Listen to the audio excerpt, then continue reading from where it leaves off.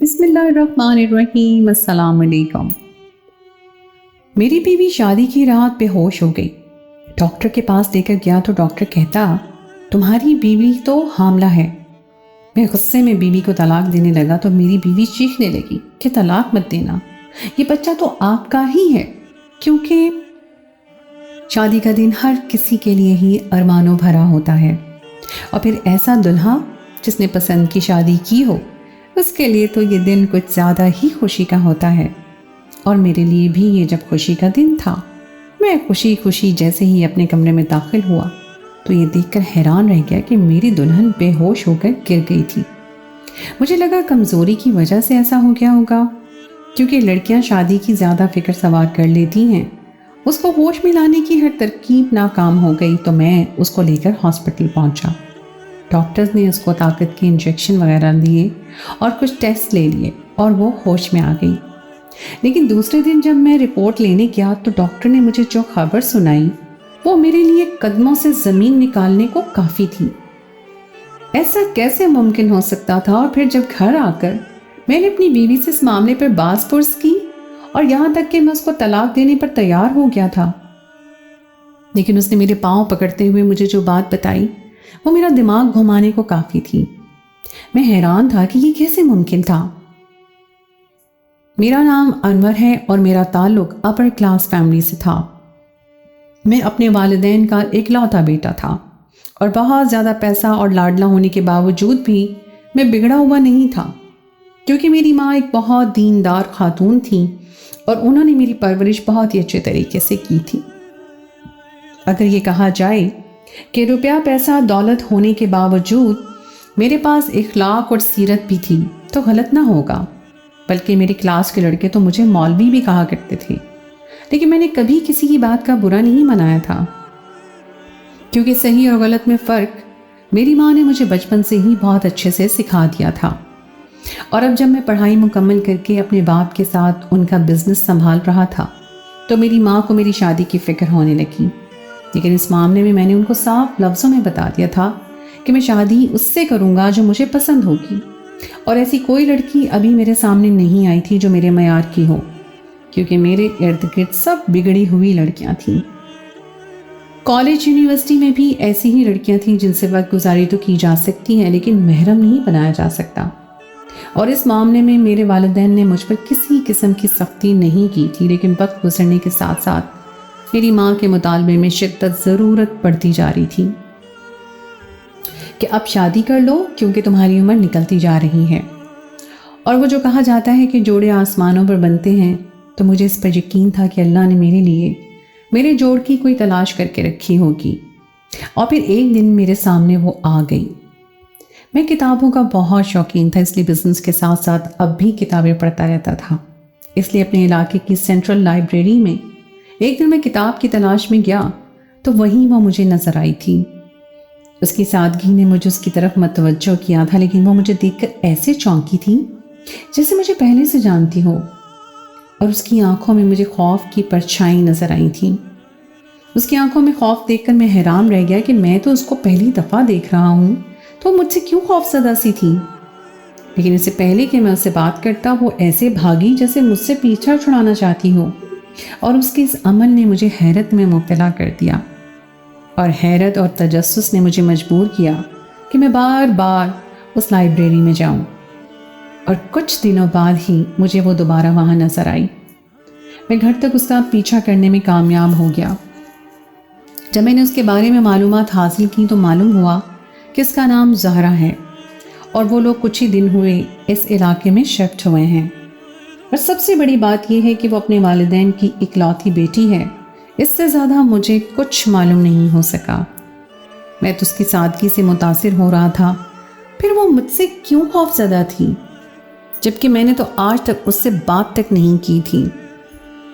उसके बारे में जानने के लिए मौका तलाश करने लगा कि उससे बात कर सकूं, और शायद उसे भी अंदाज़ा हो गया था, इसलिए वो हर मुमकिन जगह जहां मैं हो सकता था वहां से कतराने लगी। उसका यही गुरेज मुझे दिन ब दिन उसकी तलब में मुब्तला करने लगा।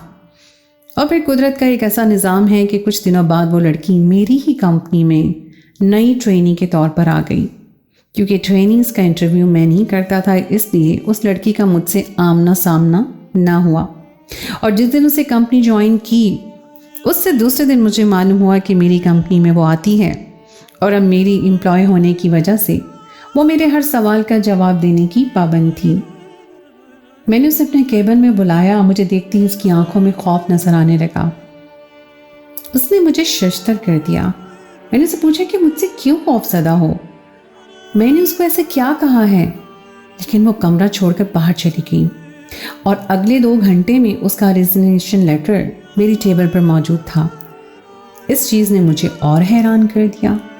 اب تو میں پاگلوں کی طرح اس کے پیچھے بھاگ رہا تھا، یہاں تک کہ میں اپنے گھر میں بھی میں نے بتا دیا کہ مجھے لڑکی پسند آ گئی ہے۔ میری ماں تو ہر قسم کی لڑکی کو قبول کرنے کو تیار تھی جو میری پسند تھی، لیکن میں نے ایک شرط لگا دی کہ جب رشتہ لے کر جائیں گے میرے بارے میں اس لڑکی کو کچھ نہیں بتائیں گے، ورنہ رشتے سے انکار کر دے گی۔ اور انہوں نے ایک رشتہ کروانے والی آنٹی کے توسط سے اس گھر میں رشتہ بھیج دیا۔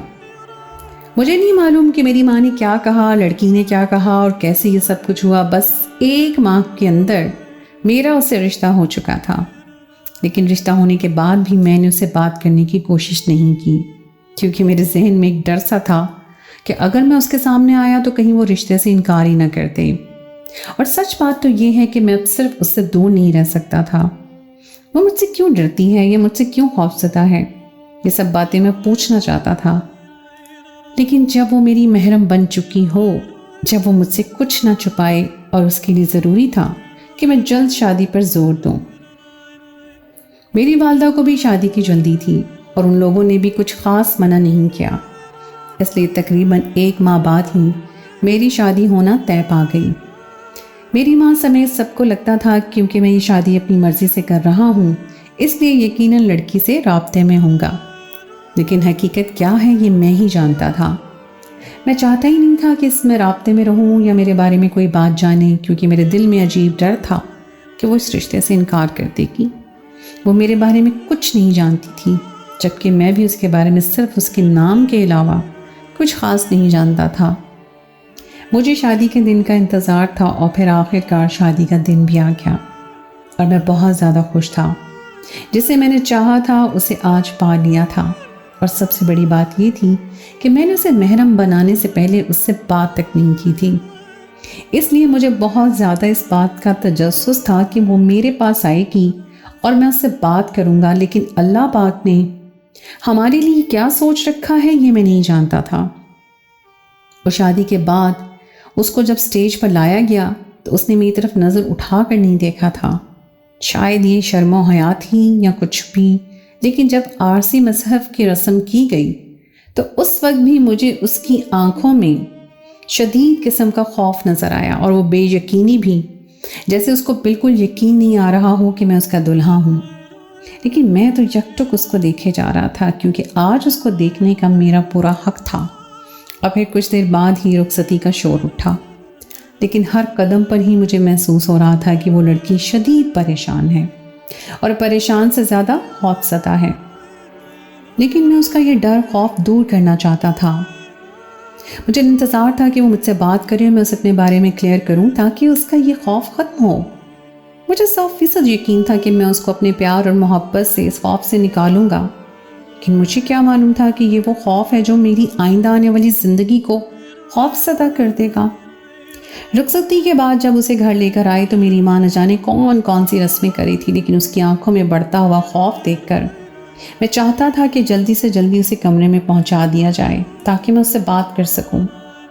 میں ہر ممکن طریقے سے کوشش کر رہا تھا کہ زہرا کو اپنی طرف سے اس مصیبت پریشانی نہ دوں، لیکن اس کی آنکھوں کا خوف کیسے دور کرتا جو کم ہی نہیں ہو رہا تھا۔ جب اسے کمرے میں لے کر گئے تو میرے دوستوں نے گھیر لیا، وہ سب اپنی شرارت میں تھے، لیکن میں جانتا تھا یہ شرارت شاید مجھے راس نہیں آئے گی، اس لیے بڑی مشکل سے ان سے جان چھڑا کر جلدی سے جلدی کمرے میں بھاگا، اور کمرے میں پہنچنے سے پہلے ہی میں نے ذہن میں وہ ساری باتیں تیار کر لی تھیں جس کے ذریعے میں اس کو ریلیکس کر سکوں اور اس کے ذہن سے اپنے بارے میں خوف نکال سکوں۔ میں بڑی خوشی خوشی اپنے حجلہ عروسی میں داخل ہوا، اور وہ بھی روایتی دلہنوں کی طرح گھونگھٹ کر کے بیٹھی ہوئی تھی۔ اس کے پاس جا کر بیٹھا اور سلام کیا تو اس کے چہرے کا خوف مجھے اس گھونگھٹ کے اندر سے بھی نظر آ رہا تھا۔ وہ میرے قریب بیٹھتے ہی ہولے ہولے لرزنا شروع ہو گئی اور میں نے اپنی طرف سے تو اسے ریلیکس کرنے کے لیے اس کے ہاتھ پر ہاتھ رکھا، لیکن اس کے ساتھ ہی وہ لہرا کر گری اور بے ہوش ہو گئی۔ اس کو اس حد تک خوفزدہ دیکھ کر میں شدید پریشان ہو گیا کہ نہ جانے ایسا بھی اسے مجھ سے کیا خوف لاحق ہے۔ سنا تو تھا کہ لڑکیاں اپنی زندگی کو لے کر خوفزدہ ہوتی ہیں اور کچھ لڑکیاں لڑکوں سے بھی زیادہ خوفزدہ ہوتی ہیں۔ یہ ساری باتیں میں جانتا تھا، لیکن کوئی اتنا بھی شدید خوفزدہ ہو سکتا ہے یہ میں نہیں جانتا تھا۔ لیکن کوئی اتنا زیادہ خوف میں کیسے رہ سکتا ہے کہ اپنے ہوش و حواس کھو بیٹھے؟ اس قسم کی بات کسی کو معلوم ہو، اس لیے میں نے اپنی طرف سے ہر ممکن کوشش کی کہ وہ ہوش میں آ جائے، لیکن وہ بالکل ہوش میں نہیں آ رہی تھی۔ اس لیے مجبوراً مجھے اسے لے کے ہاسپٹل جانا پڑا۔ اپنے ساتھ ماں کو بھی گاڑی میں لے کر گیا۔ گھر میں بہت سے مہمان موجود تھے، لیکن میں نے کسی کو کانوں کان خبر نہ ہونی تھی۔ میری والدہ بیوی کو بے ہوش دیکھ کر شدید پریشان ہو رہی تھی اور ہاسپٹل میں جب اس کو یوں آدھی رات کی دلہن کے لباس میں دیکھا گیا تو فوراً ہی سب الرٹ ہو گئے۔ ڈاکٹر نے اس کو مکمل طور پر چیک کیا اور انہوں نے بتایا کہ شدید خوف سے یا ذہنی دباؤ سے بے ہوش ہو گئی ہے، اور سب کو یہ معلوم تھا کہ لڑکیاں شادی کا دباؤ لے لیتی ہیں، اس لیے سب نے اس بات کو نارمل ہی لیا، لیکن حقیقت کیا ہے وہ میں نہیں جانتا۔ ڈاکٹر نے اسے مختلف انجیکشن وغیرہ دی اور کہا یہ 2 گھنٹوں تک ہوش میں آ جائے گی۔ وہ 2 گھنٹے میں نے کیسے گزارے یہ میں جانتا تھا۔ ڈاکٹر نے مختلف ٹیسٹ لے لیے اور کہا کہ صبح ان کی رپورٹ لے لی جائے۔ میں تو 2 گھنٹے بعد اس کو ہوش میں آنے پر ہی واپس گھر لے آیا اور اس کی طبیعت کے پیش نظر اس سے کوئی بات نہ کی۔ وہ بھی خاموشی سے کپڑے بدل کر لیٹ گئی اور سو گئی، اور ہماری گولڈن نائٹ ایسی ہاسپٹل کے چکر میں خراب ہو چکی تھی۔ مجھے اس بات کا دکھ نہیں تھا، مجھے تو صرف ایک بات کی پریشانی تھی کہ آخر میری بیوی اتنی شدید خوفزدہ کیوں ہے، اور میں یہ بات ہر صورت میں جاننا چاہتا تھا۔ دوسرے دن شام میں ولیمہ تھا، لیکن میں اس کی صحبت کو لے کر کسی قسم کی کمپیئرنگ کی حالت میں نہیں تھا، اس لیے میں صبح کسی کو بتائے بغیر ہاسپٹل میں رپورٹ لینے پہنچ گیا۔ لیکن ریسیپشن سے مجھے رپورٹ دینے کے بجائے ڈاکٹر کے کمرے میں بھیج دیا گیا۔ اس بات نے مجھے اور زیادہ پریشان کر دیا کہ نہ جانے میری بیوی ایسی کون سی بیماری میں مبتلا ہے۔ ڈاکٹر نے مجھے دیکھتے ہی کہا کہ میں آپ کو جو خبر دینے جا رہی ہوں وہ آپ کو پورے صبر و تحمل سے سننی ہوگی۔ میں نے خود کو ہر قسم کی بری خبر کے لیے تیار کر لیا، یہاں تک کہ میں نے سوچ لیا کہ میں ہمیشہ اپنی بیوی کا ساتھ دوں گا اور جس طرح ہوا اس کا بڑے سے بڑے ڈاکٹر سے علاج کرواؤں گا، کیونکہ پیسوں کی مجھے کمی نہیں تھی۔ لیکن ڈاکٹر نے جو بات بتائی وہ بات تو میرے وہم و گمان میں بھی نہیں تھی۔ ڈاکٹر نے بتایا کہ آپ کی بیوی حاملہ ہے اور وہ تقریباً 3 سے 4 ہفتوں کے عمل سے ہے، اور اس بات نے میرے قدموں کے نیچے سے زمین سرکا دی۔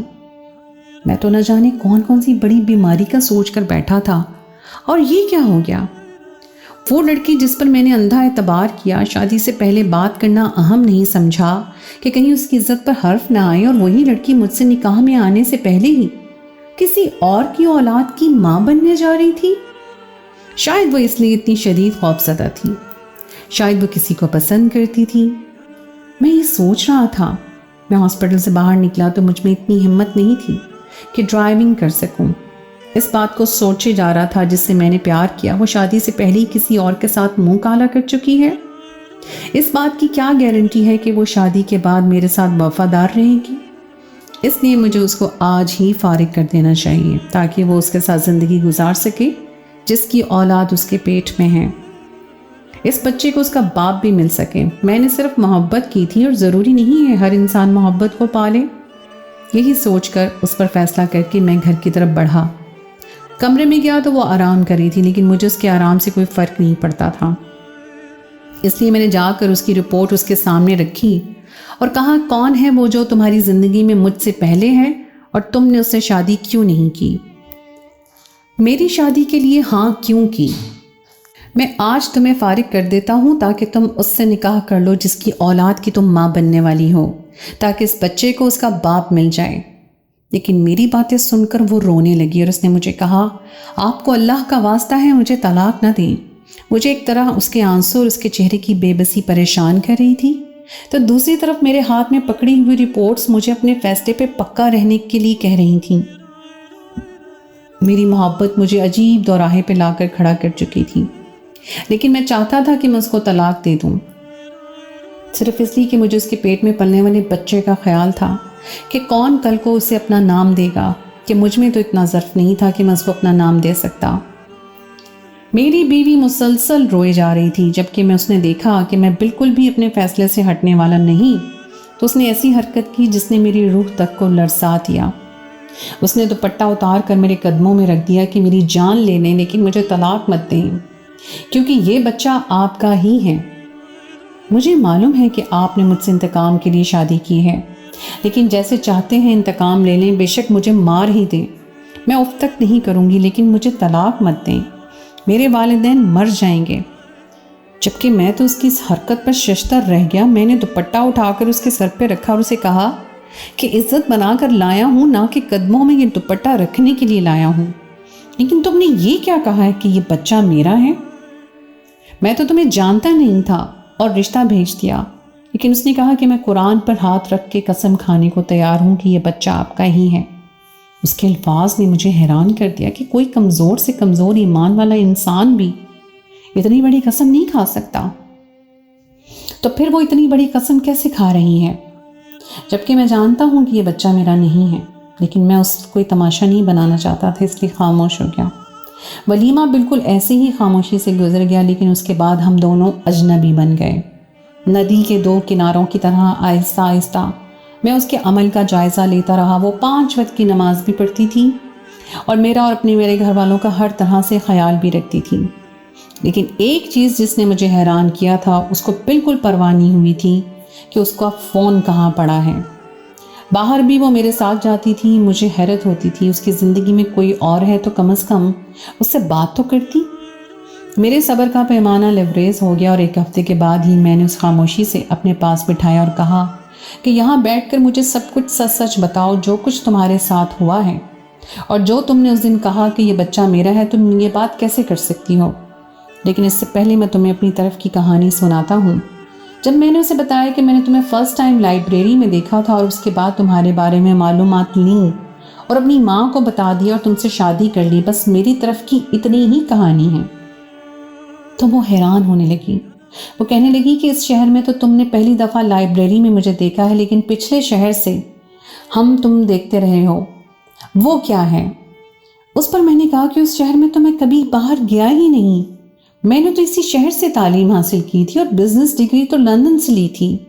وہ جس شہر کا نام لے رہی ہے وہاں تو میں کبھی بزنس ڈیل کے لیے جاؤں تو جاؤں، لیکن وہاں تو یہ لڑکی کبھی نظر بھی نہیں آئی تھی۔ اس پر مجھے اس نے کہا یہ سچ نہیں ہے۔ میں نے اس کو کہا کہ تم اپنی طرف کی کہانی سناؤ، بے شک تم مجھے ہی سمجھو کہ وہ میں ہی تھا، لیکن تم مجھے بتاؤ کہ تمہارے ساتھ کیا ہوا ہے۔ اس نے بتایا کہ کالج میں ایک لڑکا مجھے پسند آ گیا تھا اور وہ بھی مجھے پسند کرتا تھا، جیسے سب کی نارمل دوستی ہوتی ہے، ہماری بھی ویسے ہی تھی اور ہم دونوں بہت اچھے دوست تھے، لیکن صرف دوست، آہستہ آہستہ یہ دوستی پسندیدگی میں بدلنے لگی۔ میرے والدین بھی اس بات کو جانتے تھے اور انہوں نے کوئی اعتراض نہیں کیا، کیونکہ وہ لڑکا بھی بہت اچھا تھا اور ہم نے ہمیشہ دوستی کی حد میں رہ کر بات کی تھی کہ بغیر کسی کو بتائے باہر ملنے نہیں گئے۔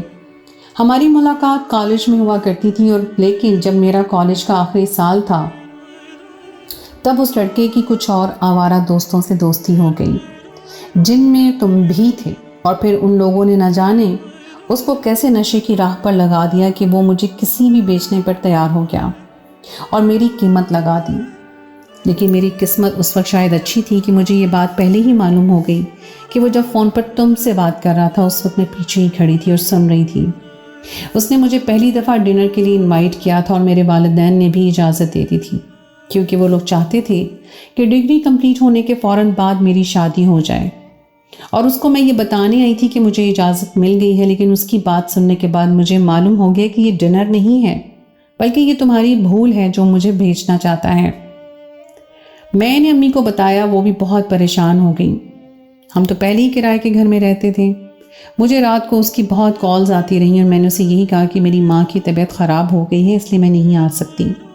اس کی وجہ سے میں نے 1 ہفتہ چھٹیاں کی اور ہم نے اسے ایک ہفتے کے دوران سب کچھ وہاں سے وائنڈ اپ کیا اور اس شہر میں آ گئے۔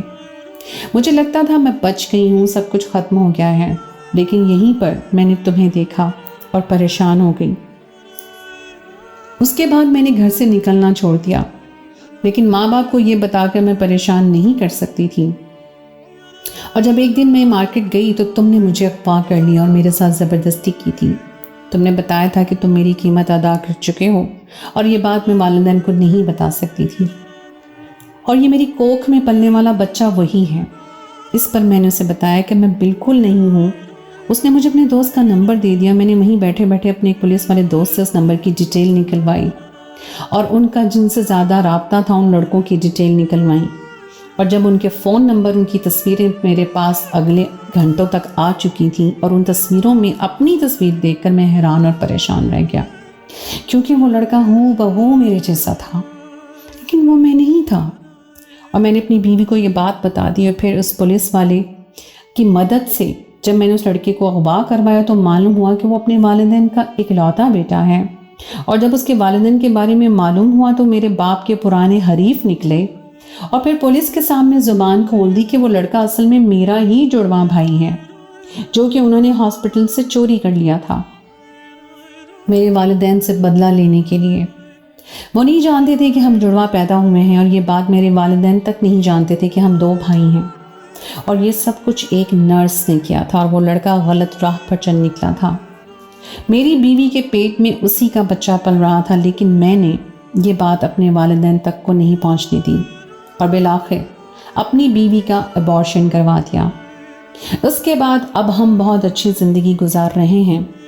میں اپنے بھائی کو بھول چکا ہوں، جو ہے تو میرا خون، لیکن غلط راہ پر چل نکلا ہے، اور آج ہم دونوں ہی اپنی زندگی میں بہت خوش ہیں۔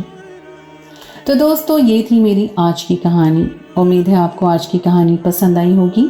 کہانی اچھی لگے تو اس کو لائک ضرور کیجیے، اپنے دوستوں کے ساتھ شیئر کیجیے، اور اگر آپ نے ابھی تک میرے چینل کو سبسکرائب نہیں کیا تو پھر ابھی فوراً میرے چینل کو سبسکرائب کر دیجیے، اور ساتھ ہی لگے بیل کے بٹن کو بھی پریس کر دیں تاکہ آپ کو میری آئندہ آنے والی کہانی کا نوٹیفیکیشن پر وقت مل سکے۔ سنو ذرا کو سنتے رہنے کا بہت بہت شکریہ۔ اگلی کہانی تک کے لیے دیجیے اجازت۔ خدائے پیمان۔